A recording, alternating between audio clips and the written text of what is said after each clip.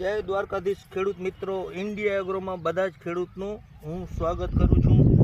આજે અમે છીએ મગફળીના પ્લોટની અંદર। તો મગફળીમાં અત્યાર સુધીમાં શું ટ્રીટમેન્ટ કરી અને એના લીધે આટલી મગફળી સારી છે।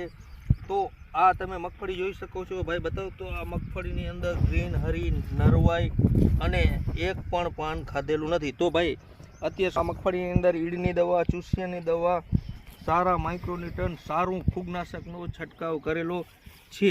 તો આનું રિઝલ્ટ તમે જોઈ શકો છો કેમ મગફળી છે, કેમ કે આ મગફળી ગિરનાર 4 છે। આની અંદર ઈયળની દવાનો છંટકાવ થઈ ગયો છે, બીજા નંબરમાં સારું ફૂગનાશકનો છંટકાવ થઈ ગયો છે, સારું માઇક્રોન્યુટ્રન્સ અને ગ્રેડ અલગથી છાંટેલ છે। આની અંદર એટલું જબરજસ્ત ફ્લાવરિંગ પણ આવેલું છે। એટલે મગફળીની અંદર અત્યાર સુધીમાં આ ટ્રીટમેન્ટ કરવાથી બતાવો ભાઈ આ કેટલો જો આની અંદર ખૂબ ફ્લાવરિંગ અત્યારે છે, સૂયા પણ બેસવા લાગી ગયા છે અને ખૂબ સારું રિઝલ્ટ છે। એટલે મગફળીની અંદર અત્યાર સુધીની અંદર આ ટ્રીટમેન્ટ કરેલું છે એના લીધે સારા રિઝલ્ટ મળેલ છે। આની અંદર જો આ નવા પાન પણ બધા આવી રહ્યા છે, કેમ કે ઈયળ અત્યારે છે નહીં, ઈયળનો છંટકાવ થઈ ગયો છે।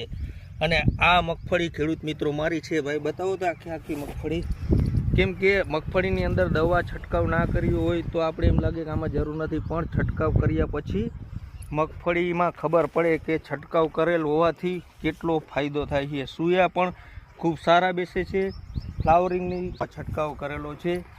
જય દ્વારકાધીશ ખેડૂત મિત્રો।